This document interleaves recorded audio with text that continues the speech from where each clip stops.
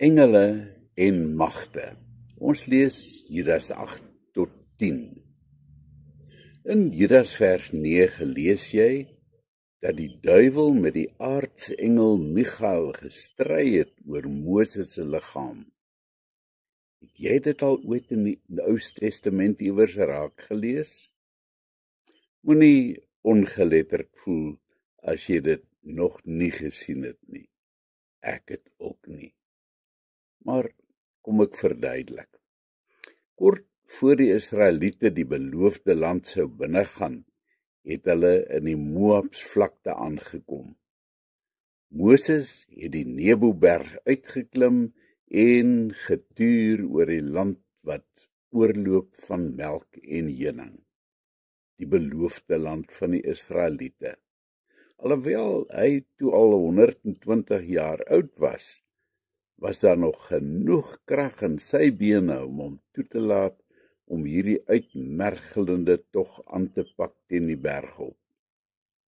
Vir Moses was dit die naaste wat hy ooit aan sy groot droom sou kom.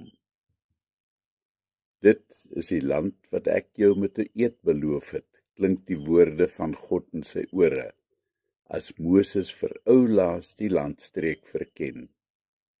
Hy het vrede gemaak daarmee, dat hy dit nooit sou binnegaan nie. Daar op die Moabsvlakte het Moses gesterf. Sy liggaam is nooit gevind nie, want die Here het hom begrawe. Dit is soos die Bybel die gebeurtenis vir ons skilder. Daar is egter ander oorleweringe en die Jode het baie gefantaseer oor wat daar werklik gebeur het. Die Testament van Moses was 'n boek wat probeer het om gebeure rondom Moses se afsterwe te verwerk.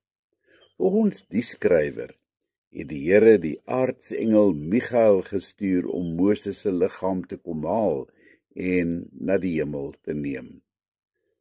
Michael se naam alleen spreek van groot gesag. Dit beteken, wie is soos die Here? Inderdaad beklee hy 'n baie hoë posisie onder die engele en hy is ook die aanvoerder van die hemelse leer. Ons lees byvoorbeeld in Daniël 10 hoe dat hy die volk van God beskerm en in Openbaring 12 sien ons dat hy die direkte opponent van die duiwel is. Volgens die skrywer van die Testament van Moses sou Michael teestand gekry het van die duiwel, wat self belang gestel het om in Moses se liggaam. Omdat Moses as 'n jong man 'n moord gepleeg het, was hy volgens die duiwel nie geregtig om na die hemel te gaan nie. In sy woordestryd met die duiwel het Michael homself nie verhef tot regter nie, maar bloot die oppergesag van God erken as regter wat die duiwel sou straf. Judas haal aan uit hierdie boek wat ongelukkig vandag nie meer bestaan nie. Die punt wat hy wil maak is dat ons nie ligtelik moet praat oor die dinge waarvan ons absoluut niks weet nie. Daar bestaan 'n wêreld van geeste, engele en bose magte wat vir ons maar net 'n vae beeld is. Tog is dit 'n harde werklikheid. Maar dit is baie gevaarlik vir ons as mense om daardie wêreld te gaan probeer verken en dinge te sê wat ons uit die duim suig.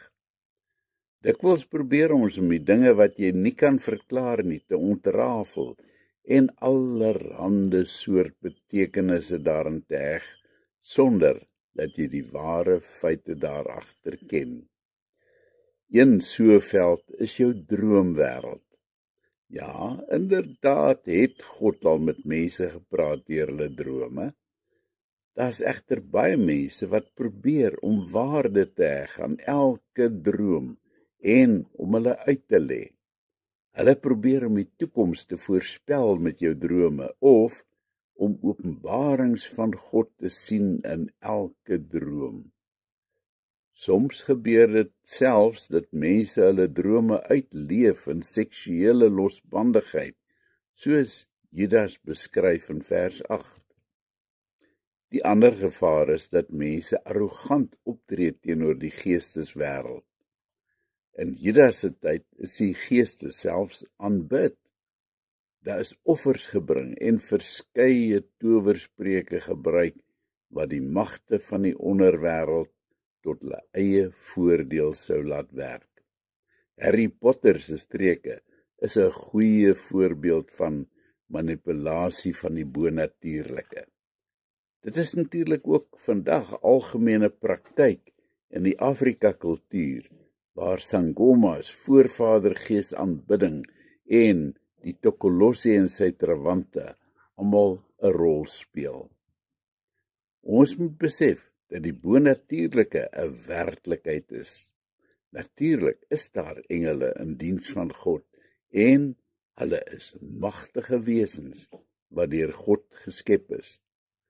Daar's egter ook engele wat aan God ongehoorsaam geraak het en uit die duiwel hemel gedryf is. Hulle het bose geeste geword en hulle probeer vandag nog om ons van God te skei. Hulle staan in diens van die baie magtige engel met die naam Satan. Engeleverering is 'n onding. Kolossense 2 vers 18 en 19 sê dat jy daarvan moet wegbly, want hierdeur gee jy nie die eer aan God nie. Die engele wil self ook nie vereer word nie. So lees ons in Openbaring 19 vers 9 en 10. Bly weg van die okkulte. Dit is gevaarlike praktyk. Engele staan uitsluitlik in God se diens. Deur gefassineerd te raak deur hulle, neem dalk jou aandag van God af. Lê jou liewer toe daarop om meer en meer van God te leer en om nader en nader aan hom te leef. Dit is goed om te weet van die bonatuurlike, maar bepaal jou by wat in die Bybel daaroor geskryf is, want dit is vir ons genoeg. Kom ons bid. Dankie dat ek die wete kan hê dat ek al my vertroue op U alleen kan plaas, Here, God Almagtig. Amen.